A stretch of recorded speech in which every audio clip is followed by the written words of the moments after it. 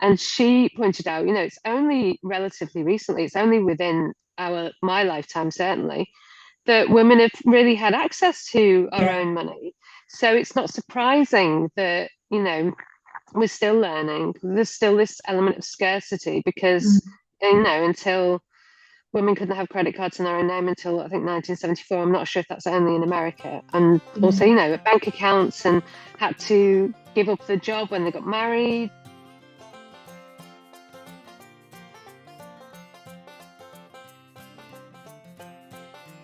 Hi, I'm Eve Menezes Cunningham, and you're listening to the Feel Better Everyday podcast.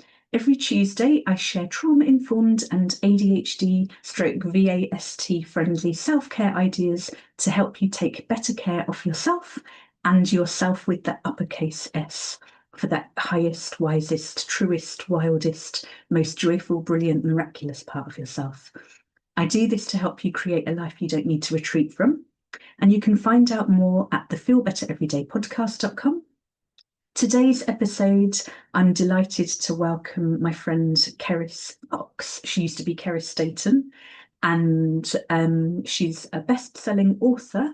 And she is now, having been running the Ladybird Purse over on Substack for years now, helping women at midlife, myself included, to transform our relationship with money.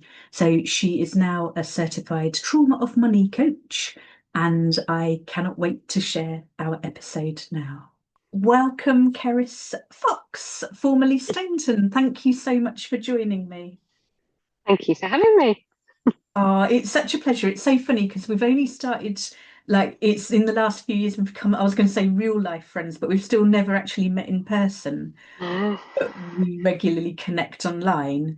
But I've known you coming up, what, 15 years online at more of a distance? Possibly Um, even more than that, I yeah. think. Yeah. Well, when did you write? I remember you writing your first book. I remember you That's getting, 15 years ago this year. But yeah, I was on like JournoBiz yeah, before the book came out. So probably yeah, even before that, yeah.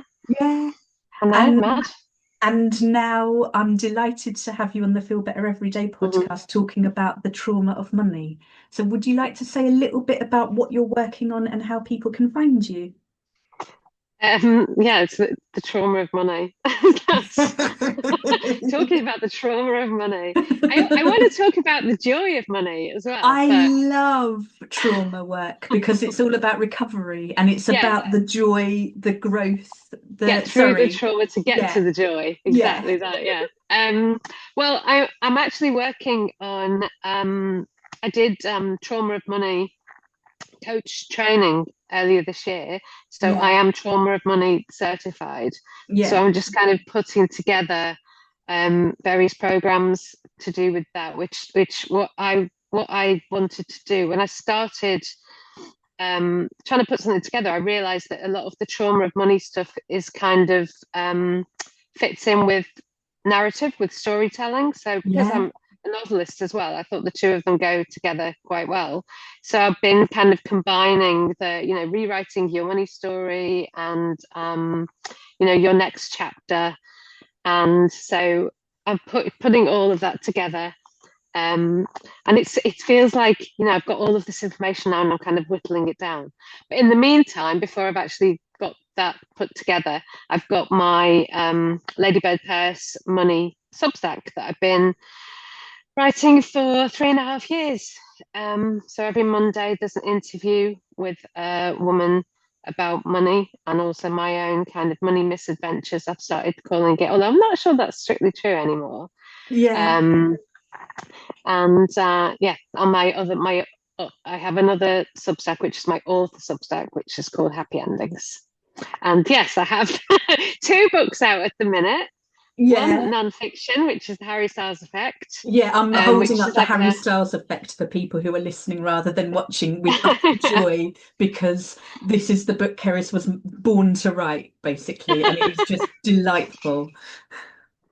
That's so nice of you. It's like a fandom memoir. So it's not just about Harry Styles, it's about me and fandom and music, and it's also like a celebration of Harry Styles.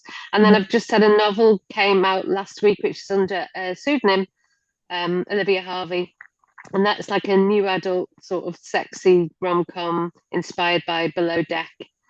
So stealth, what did somebody call it? Stealth sauciness, I think the review said, or stealthily saucy, something like that. Well, congratulations. Thank you. Oh, did I say And that's called Rock the Boat, that one? Sorry, I no, think I you said the name and didn't. not the book Sorry. name. Yeah, Yeah. Rock the Boat. But Thank you. people can find out about your books at Yeah, .com. Yeah, kerisfox.com. Okay, harrisfox.com. perfect. Many, many, Thank many you. books. So for today's episode, we're talking about the how to get through the trauma of money to the joy of money.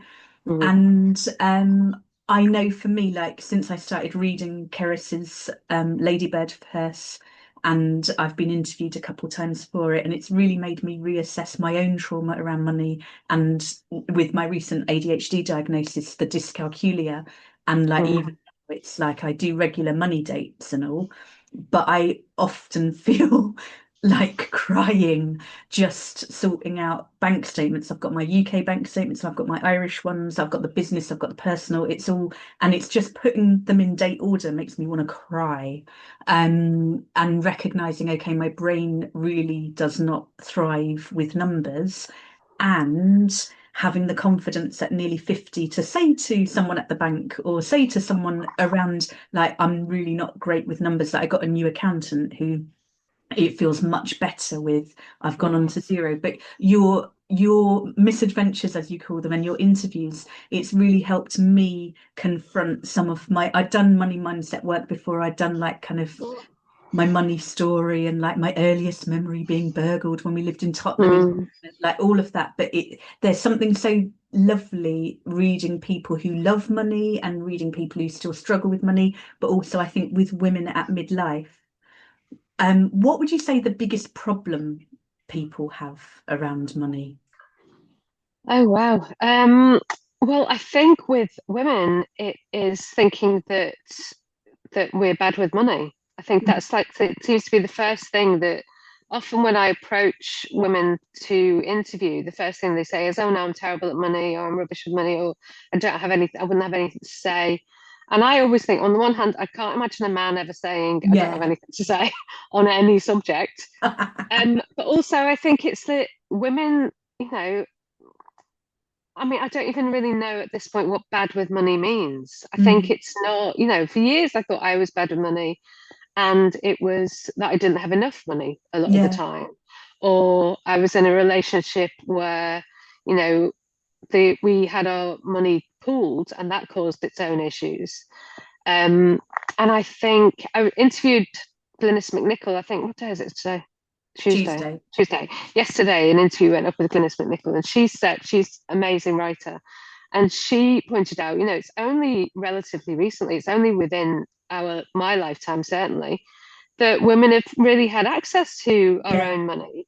So it's not surprising that, we're still learning. There's still this element of scarcity because, Mm, until women couldn't have credit cards in their own name until I think 1974. I'm not sure if that's only in America. And yeah. also, bank accounts, and had to give up the job when they got married, couldn't get a mortgage alone. There was still until fairly recently, and it might still happen. I don't know because I got divorced. But I can remember booking a holiday and I did all of the booking. I paid for it with, a card in my own name. I put myself down first in all of the booking. And when the paperwork came out, lead passenger was Yeah. my husband. Yeah. So, there's kind of society and structural issues that are still massively Yeah. impacting more than I think we realize. So I think it's not that we are bad with money. I think it's that, We're finding our everything. feet with it. Yeah, exactly. Finding our feet is a good way Yeah. to put it. So, how, like, in terms of feeling better around money, the things we can do, the regulatory stuff, what would be your top tip or tips? Um, well, my first thing is always to know exactly what your position is. I always feel better if I know exactly how much money I've got and I know what's coming in and what's going out. So I did, like a lot of people, would not open bills, not check my bank account, just not think about it and hope for the best kind of thing. Whereas now I'm kind of upset. I love checking my bank account every morning. I quite often, like this morning, I woke up at 3. The cat came and jumped on my headboard and woke me up at 3. So I went to the loo, of course. And when I came back, I did like all my kind of morning Yeah. checks, do Wordle. And I always check my bank account to make sure there's no surprises, because that used to be a thing that would so often be Yeah. the case, that there would be surprise money would come out and then I'd be in trouble. So Yeah. now I always know. And I have, I know, I mean, I don't know now. I'm not sure about how banks are. My bank's amazing for being able to put money in pots Yeah. and for instant payments show up instantly. I'm not sure if all banks do that now. My old bank definitely didn't used to. Yeah. But I would recommend a bank where payments show up instantly, so you're not Yeah. waiting 3 days and then you get a Yeah. surprise, which is tricky. So definitely, even as painful as it can be to see what you don't have Yeah. sometimes, how much debt you've got, Mm. how much you're earning, well, even to look at your earnings and find out that your earnings don't cover your outgoings. Yeah. It's painful and it's difficult, but it's just so much better to know. I Yeah. think it's so much better to know. And like you said, Eve, when you said, you know, even putting the bank statements in order is difficult. Obviously, I understand for everybody it's not going to be that easy, but you can get somebody to help you. You're Yeah. not necessarily an accountant. You can find a friend if you know somebody that you don't mind knowing your financial Mm. business. Who I spoke to a friend once who literally I said to her, I'd love to interview you for Yeah. the newsletter. And she literally was like, no, no, no, no, no, no, no, no, absolutely not. She completely freaked out. Yeah. I know some people can't deal with it and don't want to deal with it. Yeah. So find somebody who can help you, because it's just takes so much of the stress Yeah. away if you do know what your position is. Yeah, that's brilliant. And I know, like, I've gone on to Zero in the past year. So, my UK business account and my Irish business account, I can reconcile it all, like, as we go. And it's just so much easier than everything stacking up and me having to do. I still use the spreadsheet. I love spreadsheets for other things. There's something about the numbers and the way they Mm. scramble a bit, but it had never occurred to me I could even ask a friend to come over and just do something else in the room, like that kind of body doubling idea. Yeah, I'm going to start doing that on Zoom through Yeah, Substack actually, just to kind of go through, money admin, because I love the idea. I love the concept of money dates. I love yeah, sitting down and going through it all, and yeah, to make it nice, yeah. to put music on and to have a cup Soothing of your coffee, nervous and system and yeah. making sure. So that moves us into the be better portion where it's basically you're absolutely fine. You don't have to change a thing. It's all good. The self-soothing, what kind of things would you recommend people do to relax around money and to accept their whole selves around it? Well, a big thing for me for ages I think because I always felt like I didn't have enough money. And I would get to a point where I'd kind of think, oh, well, I've got debts and I haven't got enough. So, screw it. I'm just going to buy whatever. And then obviously that would make it worse. That's Yeah, not going to improve anything. It made me feel better in that instant, dopamine, but then yeah, obviously that didn't help anything. And really just kind of taking the time to check in with myself physically to yeah, feel, if it wouldn't even be necessarily stress of buying mm, something. I wouldn't feel stressed. I'd feel excited yeah, sometimes. But any sort of heightened emotion, it was like, don't buy it when you're yeah, feeling like that. Breathe, or just to check in with myself and think, how am yeah, I feeling before I kind of click that buy button, or mm, that and it doesn't always work now. Sometimes, especially with books, I'll just be like, well, yeah, I'm allowed to buy books. I'm an author. Um, to yeah, kind of have that physical check-in and get used to how it feels in your body.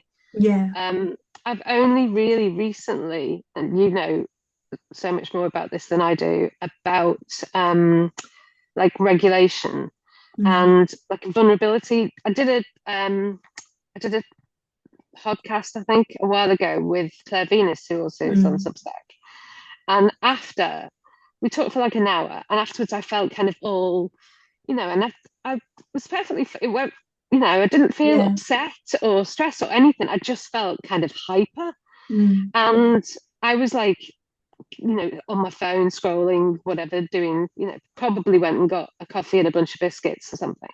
And then saw Claire on Substack, had put on Substack notes, did a Zoom this morning. I've got a vulnerability hangover, so I've taken myself off to the beach to just sit and look out at the Yeah. waves. And Yeah. I was like, oh, that's a much better way of dealing with it than shoving chocolate digestives into my mouth. I might try that. And now I went to a party last week in London, and the next day, I just felt weird. I just It's the felt, nervous system. It's that yeah, sympathetic activation and the yeah. allowing it to settle, to come back And that's into. the thing. In the past, I never would have realised. Yeah. In the past, after the party, I would have thought, why Yeah. did I have that third glass of wine? Why did I Yeah. say this? Who was I Yeah. saying that to? What was I even? Yeah. Why was I even talking about this? And instead of beating myself up all day, I just thought, oh, it's the Yeah. vulnerability hangover. I can Fantastic. just relax. So I Yeah. think with money, that's the same. It's the same thing. You feel that Yeah. heightened emotion just opening. You can open in your banking app. Mm. And one thing actually I used to do years ago, and I don't need to do it now because, like I said, I really love opening the app in the morning, was I would kind of try to get myself, hype myself up before Yeah. even opening the app. There used to be a thing years ago where you could write a check for yourself, Yeah. and you could like write a check for, $1 million or whatever. Law of And so attraction I over would it. go and yeah, I would go and look at that check and feel the excitement and then Yeah. open my banking app with the sense of excitement instead of the Yeah. sense of dread. But now I have that sense of excitement, even though, we're very, very far away from $1 million. But But yeah, it's now, befriending your bank account, it's yeah, befriending your you're befriending your bank finances. account. And Exactly right. yeah, Yeah. I love it. So, in terms of the do better element and how us moving through the trauma of money to the joy of money and how that can help us turn what hurts our heart into action and like help make our worlds and the world a better place. No pressure. No. And now as well. Oh my God. I know, but now more than ever, we need Yeah. to turn all that despair into action and hope. And Yeah. what would you say around that? I mean, I've been trying to donate more to like community funds and mutual aid rather than charities. Mm. And I really just I don't have like a set. I mean, I have a couple of charities that I donate to. One is the Loveland Foundation, which is for Black women and girls. I can't remember the woman's name, Rachel somebody. Um, yeah, I can't remember.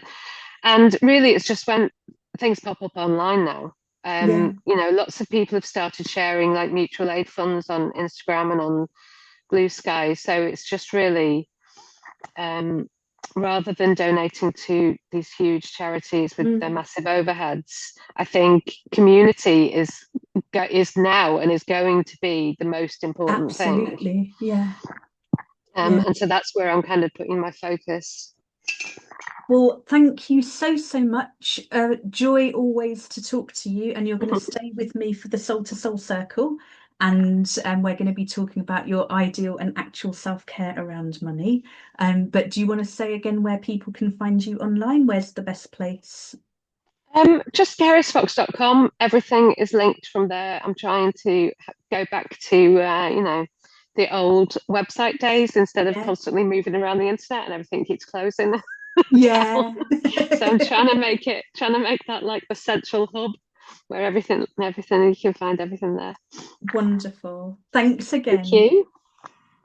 Thank you for listening to the Feel Better Everyday podcast. If you'd like more, you can join the Soul to Soul Circle in order to access a rich archive of exclusive content, including deeper dives into every episode and also the entire Love Your Whole Self chakra journey. And you might also enjoy the book 365 Ways to Feel Better, Self-Care Ideas for Embodied Wellbeing. You can get more information. You can access loads of many, many libraries of free resources and much more at selfcarecoaching.net. And you can also connect with me and let me know how you're getting on. So have a gorgeous week, and I look forward to sharing more soon. And this episode was produced by me, your host, Eve Menezes Cunningham.